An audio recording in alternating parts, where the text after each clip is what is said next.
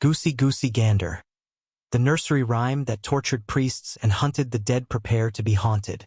Behind the sing-song charm of Goosey Gander lies a history soaked in blood, secrets, and sin. A nursery rhyme? Yes, but perhaps the darkest one of them all. Tonight, we descend into priest holes, uncover torture chambers, and stumble into brothels guarded by bishops. This isn't a fairy tale. It's real history, and it's not for the faint of heart. Welcome back, Darklings. Let's begin. Let's remind ourselves of what we all thought was innocent. Goosey Gander, where shall I wander? Upstairs and downstairs, and in my lady's chamber. There I met an old man who wouldn't say his prayers, so I took him by his left leg and threw him down the stairs. Some versions go even further. The stairs went crack, he nearly broke his back, and all the little ducks went quack, quack, quack. On the surface, silly, surreal, nonsense. But under the surface, there's a man in hiding, a forbidden prayer, and the brutal reality of what happened to priests who refused to betray their faith. In the rhyme, a mysterious old man is found in my lady's chamber. He won't say his prayers, so he's grabbed by the left leg and thrown down the stairs. The left leg might sound like gibberish until you understand the term left-footer, an old British slur for Catholics. Now things begin to shift. The old man becomes a priest, secretly saying Mass in the home of a Catholic noblewoman. He refuses to say the monarch's Protestant prayers, so he's dragged out violently and hurled to his death. Suddenly, this is no child's tale. The persecution of Roman Catholics began in earnest with King Henry VIII, who split from the Roman Church in the 1530s after the Pope denied him a divorce. From that moment on, being Catholic in England meant living in fear. During the reign of Queen Elizabeth I, things got even worse. Catholic priests were declared enemies of the state. Just stepping foot on English soil as a Catholic priest was considered high treason, punishable by death. And what kind of death? Hung, drawn, and quartered, burned, beheaded, torn apart in public squares. Those who sheltered priests faced fines, imprisonment, or execution. So what did loyal Catholics do? They hid them. Across England, noble households began constructing priest holes. Tiny hidden chambers behind walls, under stairs, inside chimneys. These were not safe rooms. They were claustrophobic prisons. No light, no food, no toilet. Stifling in summer. Freezing in winter. The walls so tight you couldn't move.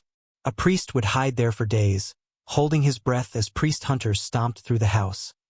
Upstairs and downstairs, and in my lady's chamber. Searching, tearing apart walls, listening, waiting. Some priests suffocated inside their own hiding places. Others were found, dragged out, and tortured until they screamed confessions. There's even a legend from the 1940s. During a renovation of a Tudor estate, workers discovered a sealed priest hole, and inside, the skeletal remains of the man who never escaped. So what happened if a priest was caught? First came the rack, limbs stretched until joints snapped. Then came the chains, the branding irons, the burning. And if they still refused to betray their church, they were marched to the gallows, hung until nearly dead, cut down, disemboweled, their entrails burned before their eyes. Then they were beheaded and quartered, their body parts scattered as warnings to others. Why? Because they said their prayers in Latin, not English. Because they believed the Pope, not the king, was God's representative. Because they wouldn't say the monarch's prayers. That line in the rhyme now rings cold. He wouldn't say his prayers, so I took him by his left leg and threw him down the stairs. The earliest version of Goosey Gander was printed in 1784, but it was different. Instead of priests and stairs, it mentioned a cup of sack and a race of ginger, a reference to wine and spice. So what happened? Over time, Goosey Gander was merged with other rhymes. One about Father Longlegs, a nickname for priests, thrown down the stairs for not praying. Another about a clumsy parson who tumbles during church, breaking his back as the congregation. Quack, quack, quack. These layers fused into the modern rhyme. Religion, violence, absurdity. All folded into a single verse. But it gets darker. In 16th century slang, goose meant a prostitute. A gander was a man on the prowl, our modern-day bachelor or stag.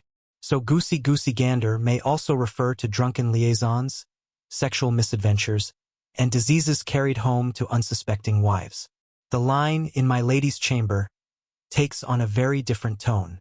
Sack was a wine imported from Spain, favored by drinkers and considered an aphrodisiac. Ginger, too, was believed to increase lust. Some even say the phrase "bitten by a goose" referred to the visible sores caused by STDs. These weren't just party songs. They were warnings, gossip, and coded messages passed through streets and brothels. South of the Thames, not far from Shakespeare's Globe Theatre, lies a forgotten graveyard, Crossbones Cemetery.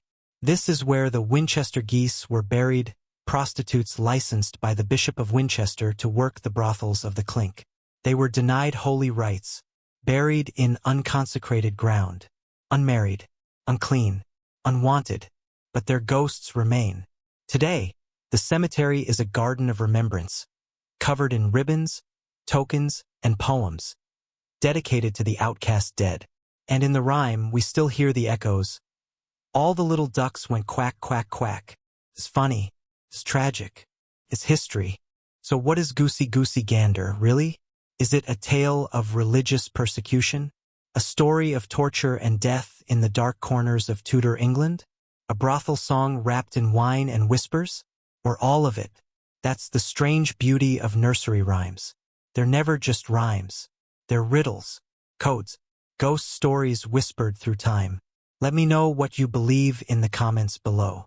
And if your thirst for forbidden history still lingers, subscribe and explore more dark origins hidden in the lullabies of your childhood. This is Veil and Verse, where every rhyme has a reason, and every whisper has a witness. Good night, darklings.